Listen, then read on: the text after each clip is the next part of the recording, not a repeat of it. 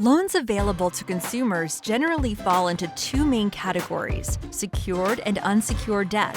Let's review the difference between the two.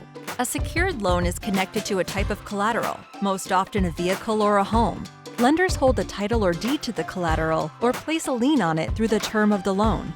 With these loans, you can borrow larger amounts since there is less risk for the lender. Also, the interest rate is typically lower than unsecured loans. On the other hand, we have unsecured loans that are not tied to any asset or collateral. Instead, lenders make decisions based exclusively on your creditworthiness and ability to repay. Examples include student loans, personal loans, and credit cards. The application process for an unsecured loan is usually much simpler and quicker than that for a secured loan. However, interest rates on unsecured loans are higher than on secured loans.